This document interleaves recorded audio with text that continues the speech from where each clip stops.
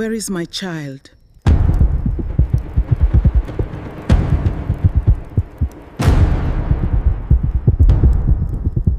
Subscribe for more videos.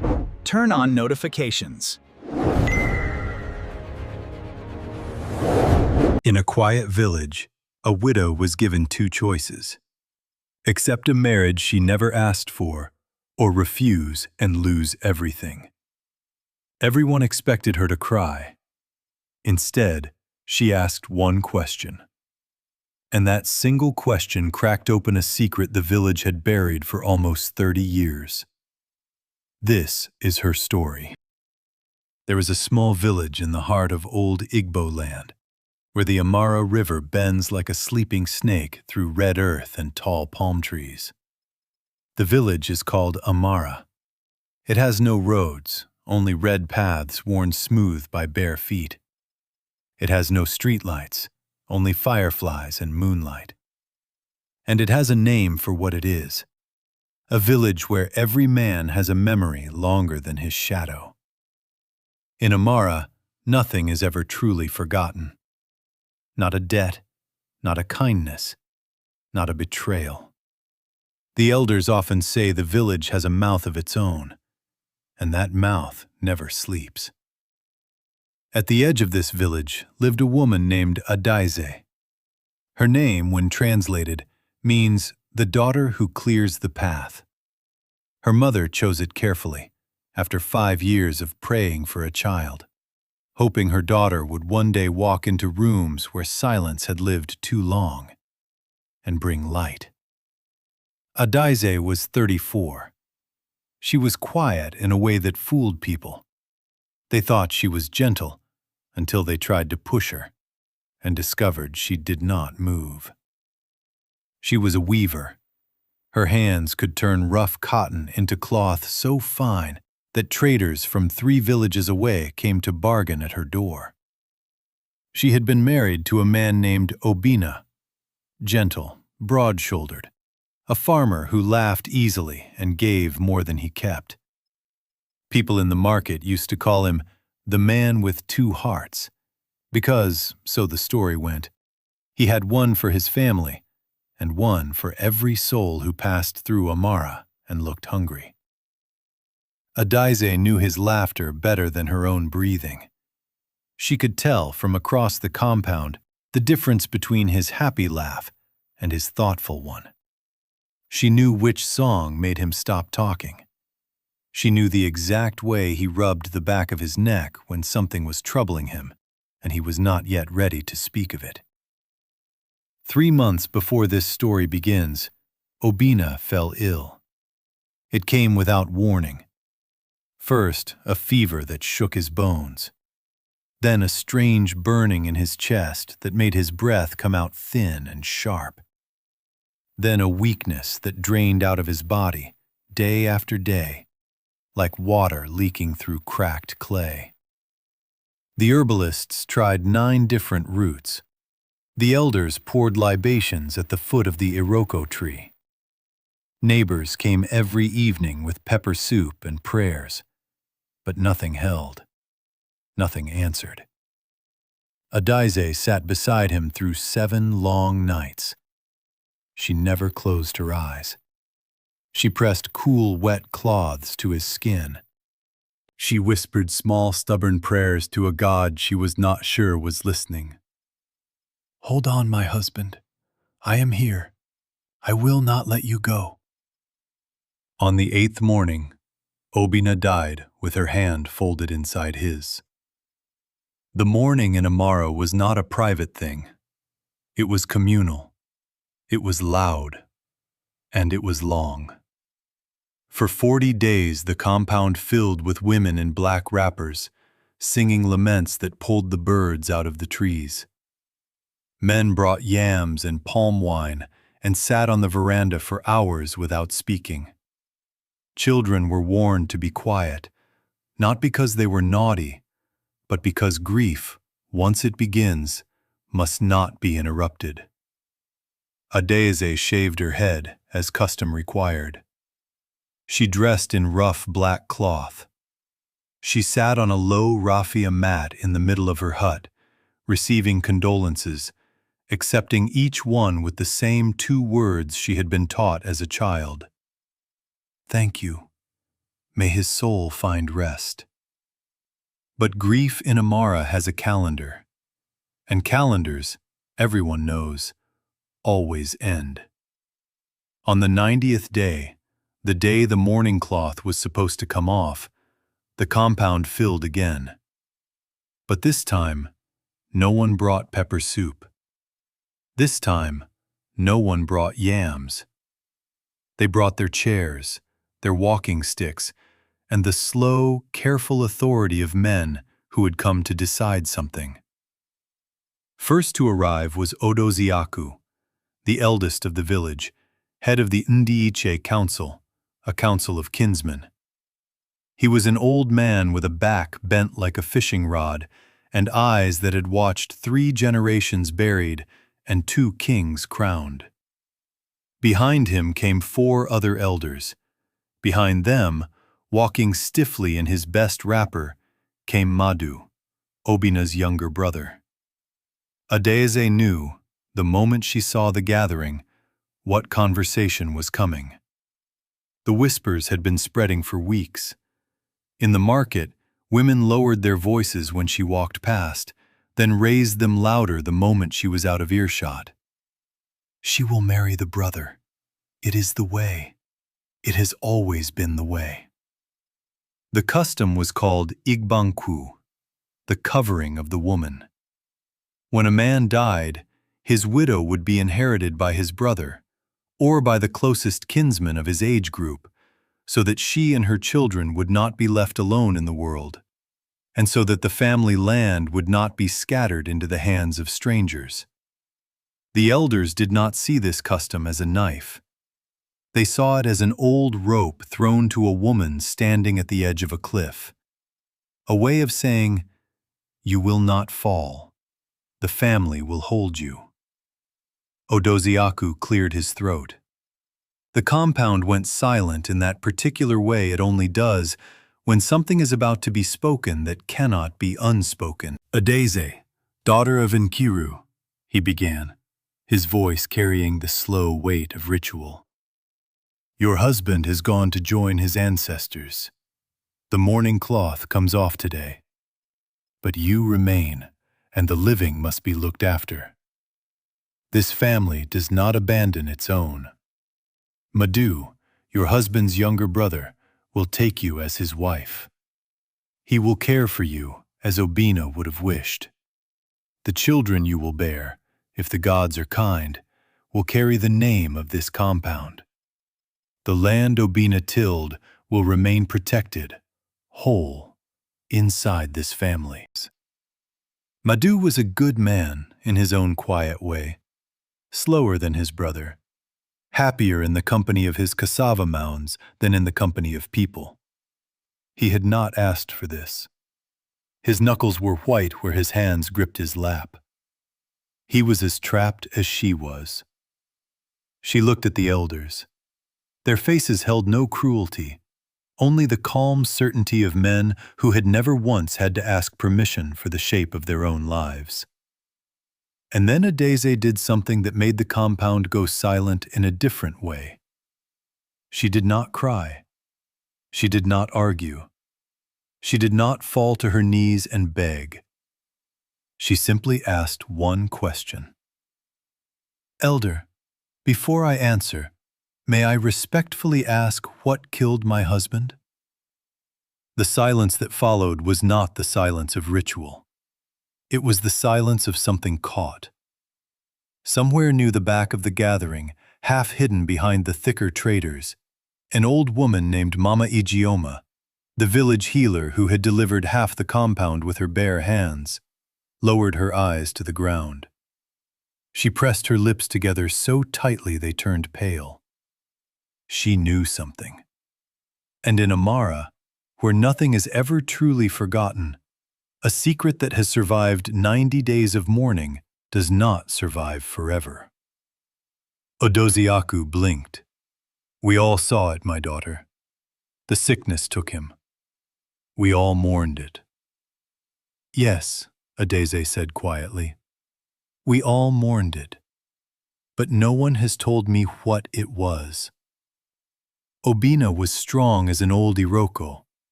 He was not sick before this fever, and no healer in this village could name what took him. She let her eyes move, slow and deliberate, across the faces of the men who had come to decide her future. A woman who has sat beside a dying man for 7 nights learns to notice things. And I have noticed things. Madu's head lifted sharply. For the first time since he had arrived, he looked directly at her. And in his eyes was something Adaeze had not expected. Fear. Not fear of her, fear of what she might say next.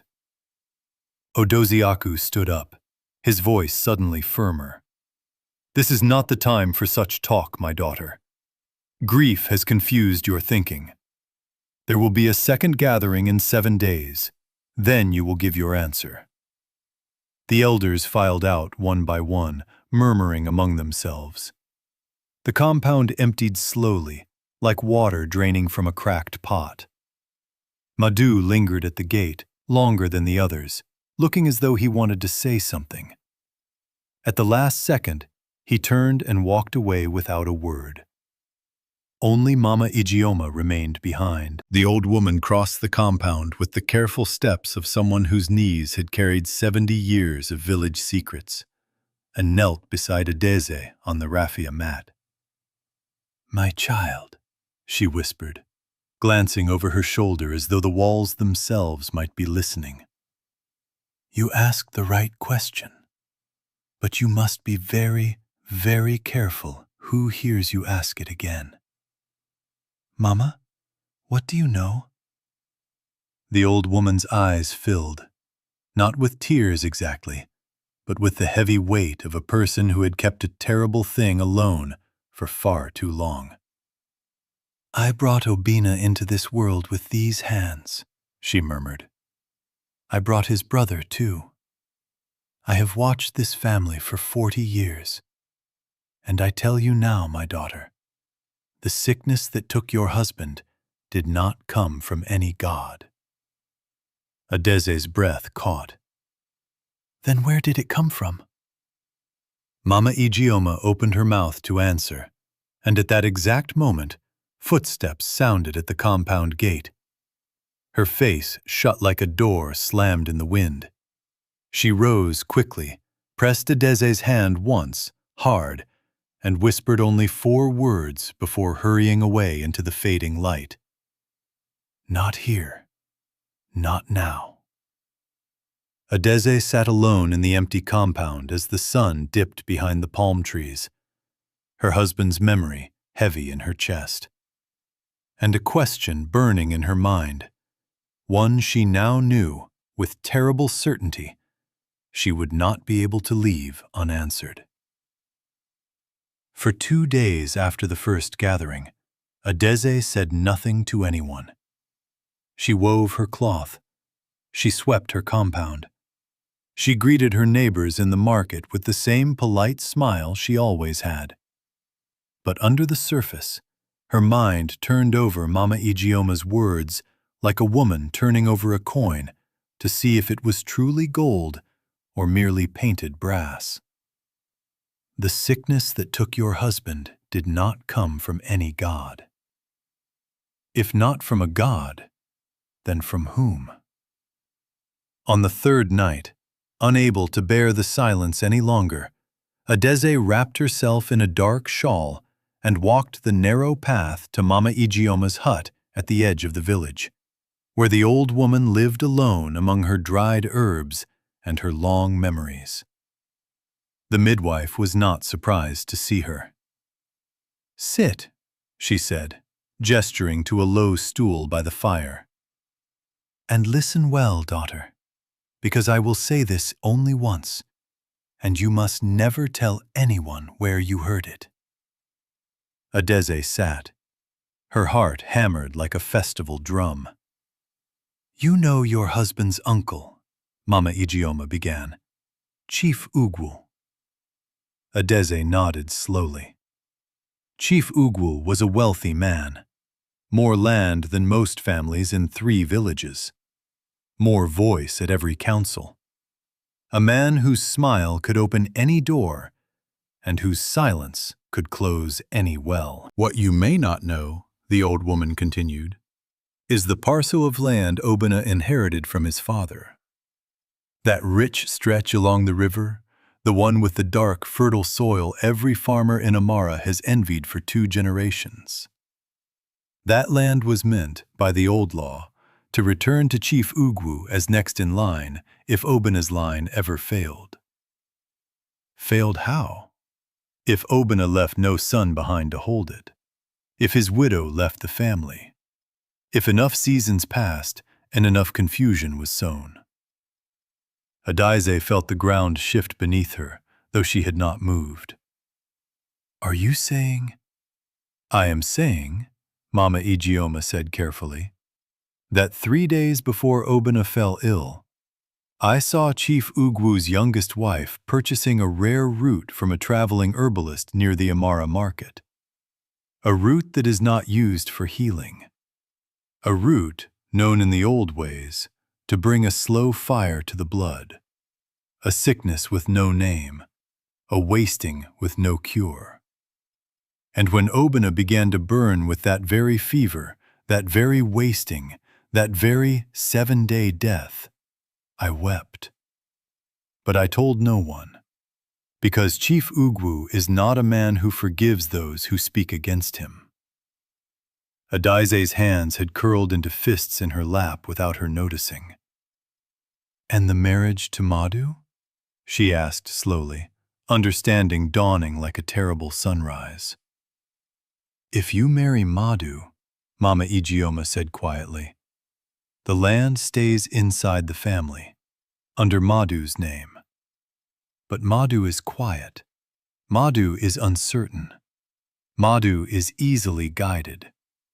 Chief Ugwu could still control it through him. And if you refuse, custom says the land can be taken back into the wider family for safekeeping, which means Chief Ugwu's hands. Either way you turn, daughter, the chief wins. Unless the truth comes out before the council makes its decision. Adaeze, I did not expect you here. This is my husband's land. I walk it when I miss him. Something painful crossed his face. I never wanted this, he said suddenly, the words tumbling out as though he had been holding them back for days. The marriage, the council, anything. I loved my brother. I would never wish to replace him in anything. He looked away. My uncle has been speaking to me every night since Obina died, telling me it is my duty, telling me the land must stay properly managed. He speaks of you, Adaeze, as though you are a problem to be solved, not a person to be honored. Adaeze studied him carefully. Madu, do you trust your uncle? The question struck something loose in him. He was quiet for a long moment. I did, he said finally, until 3 nights ago. I found something in my brother's old storehouse, something I have not been able to stop thinking about since. He reached into the fold of his wrapper and drew out a small clay vial, stoppered with dried leaves, half empty of a dark, oily liquid. This was hidden behind the cassava seedlings, wrapped in cloth that belongs to my uncle's compound. Our women do not weave this pattern. Adaeze stared at the vial as though it might speak. Mama Ijeoma spoke of a root, she said slowly. One that mimics fever. One that kills in 7 days. Madu's face drained of color. You have spoken to her, too. They stood there in the sun, widow and brother-in-law, on the very land that might have cost Obina his life. And in that look between them passed a silent, dangerous understanding. They were no longer a reluctant bride and groom. They were now, whether they wished it or not, allies against a common enemy. "If my uncle learns we suspect him," Madu whispered, "we are both dead." "Then we must not let him learn," Adaeze said, "until the council gathers, until we can place the truth in front of every elder at once, where one powerful man cannot silence it in the dark." 3 days, Madu said. 3 days, Adaeze echoed. That night, Adaeze did not yet know that Chief Ugwu's youngest wife, the very woman Mama Ijeoma had seen at the market, had watched Adaeze and Madu speaking together in the field from behind a cluster of banana trees. She did not yet know that before the sun rose the next morning, word would already be running toward Chief Ugwu's compound, that the widow was asking questions, that she was speaking to the brother-in-law, that something dangerous was stirring. And she did not yet know that on the very night before the second gathering, someone would come to her gate in the darkness, not to harm her, but to hand her one final, devastating piece of the truth, a piece that would change everything the village thought it understood about Obina's death. The night before the gathering arrived, Adaeze sat under the mango tree Obina had planted the year they married, listening to the small night sounds, crickets, distant dogs, wind through cassava leaves. When she heard footsteps at her gate, her hand went to the small knife she had begun to keep in her wrapper. But when the figure stepped into the moonlight, she recognized the bent shoulders and silver head tie at once. "Mama Ijeoma." "Because tomorrow, daughter, you will stand in front of the whole council, and Chief Ugwu will be there smiling, urging you toward the marriage he has already decided will serve him. There is one more thing you must know, the thing I was too afraid to tell you before." "Tell me now." Mama Ijeoma lowered herself slowly onto the bench. Her old bones creaked. She took a long breath. Chief Ugwu did not act alone, and he did not act only out of greed. Her eyes glistened in the moonlight. Years before you ever came to this village as a bride, Obina's father and Chief Ugwu quarreled bitterly. Over a woman. Over a piece of inheritance their own father had divided unevenly between them. Chief Ugwu has carried that wound for almost 30 years, hidden behind his smiles, behind his generosity, behind his voice at every family gathering. He did not simply want the land, Adaeze. He wanted to finally win a war his father started decades ago. Obina's death, the forced marriage, all of it, was never truly about protecting your future. It was about a bitterness so old it had outlived the man who planted it. Adaeze sat in stunned silence. Not simple greed. 30 years of buried resentment, finally boiling over in poison and manipulation, with her life caught in its wake. "Why do you tell me now, and not before?" "Because tomorrow, you go to war, daughter. And a soldier who does not know who she is fighting has already lost." The second gathering was larger than the first.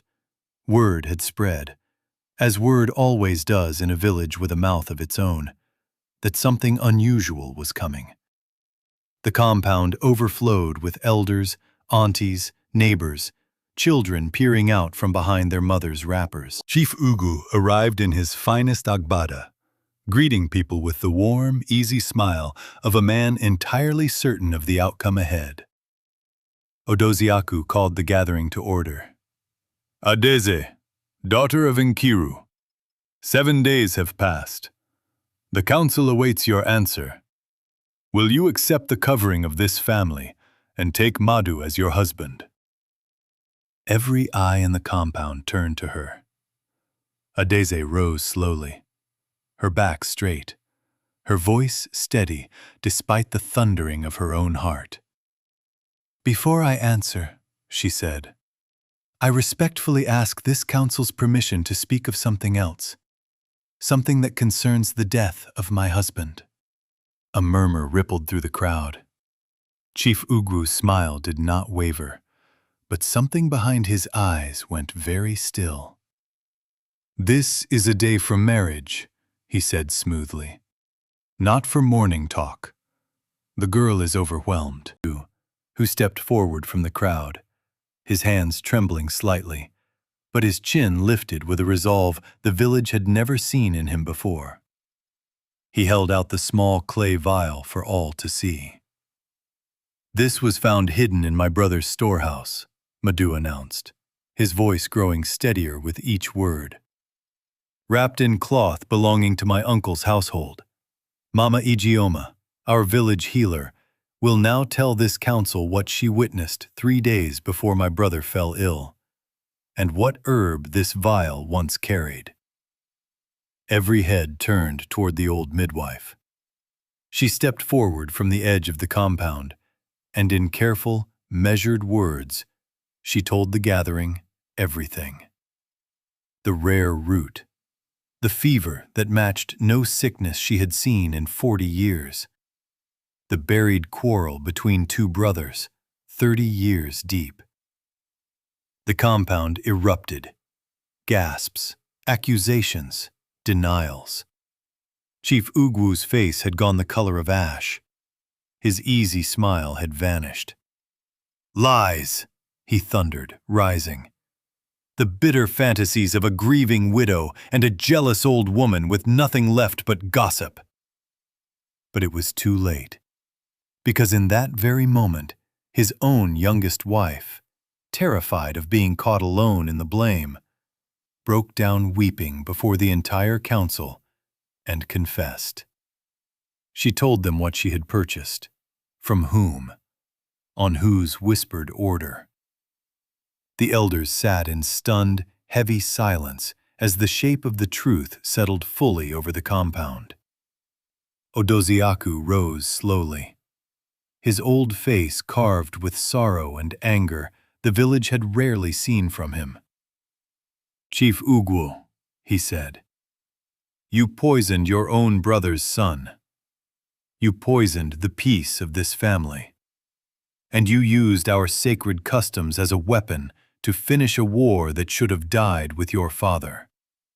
This council strips you of your title, effective this very hour. Your lands will be seized and redistributed to the families you have wronged. You will make full restitution, not only to this widow, but to this entire village." Chief Ugwu was led away in disgraced silence, the crowd parting from him as though even his shadow might carry the same poison that had taken Obina's life. Then Odoziaku turned back to Adaeze. "Daughter, the truth has been uncovered. The threat that once bent this decision has been removed. Will you now accept the covering of this family and take Madu as your husband?"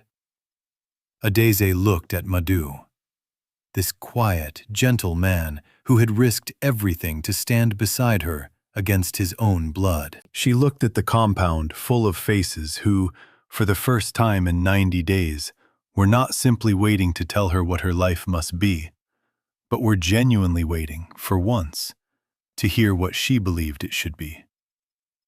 "I thank this council," she said slowly, "for the mercy in the custom of Igbanku. I understand now more than ever that it was born from love, a wish to protect widows and children from a world that can be cruel to those left alone. I do not reject that love. But I ask this council to remember something else our ancestors also taught us, that a woman is not only a widow to be covered. She is a daughter with her own strength, her own trade, her own voice, which has just helped uncover a truth that saved this family's honor." She turned to Madu, and her voice softened. "Madu, You have shown me in these 7 days more courage than I ever expected. If, in time, we should choose to build a life together, as true partners, as equals, out of respect freely given, I would welcome it. But today, I ask for something different. I ask this council's blessing to remain the head of my late husband's household, to keep his land in trust, to raise his memory with dignity. Let me first stand, whole and honored in my own right, and let whatever comes after between Madu and me be chosen freely by both our hearts, and not decided by fear. The compound fell silent. No widow in living memory had stood before the council of Amara and reshaped the very custom meant to decide her fate. She had not rejected tradition. She had reached deeper into it and pulled out an older, kinder thread the village had nearly forgotten. Adaeze stared at her for a long moment. Then, slowly, a smile broke across his ancient face. The smile of a man who has lived long enough to be surprised again. "In 40 years," he said, "I have never heard a woman answer with such wisdom. Let it be so. Adaeze, daughter of Nkiru, shall stand as head of her late husband's household. Honored, protected, free." The compound erupted, not in shock this time, but in something rarer. Applause. Tears. The proud, ululating cry the women of Amara reserved for the most honored moments. Madu crossed the compound and took her hand, not as a husband claiming a bride, but as a brother honoring a woman who had saved them both. And in the market square of Amara, they still tell this story to young brides on the eve of their weddings, and to widows in their season of mourning. They say grief did not break Adaeze. It sharpened her. They say tradition, when rooted in love, can bend without breaking, if only someone is brave enough to ask it to. And they say the greatest twist of all was not the poison, not the disgraced chief, not the secret 30 years in the making. It was a widow who, when the whole village expected her to say yes or no, found a third answer nobody had thought to imagine. If this story moved you, drop a comment below and tell me, what would you have done in Adaeze's place? And if you know someone who needs to hear a story like this today, share it with them. Until the next tale, stay rooted, stay wise, and never forget where you come from.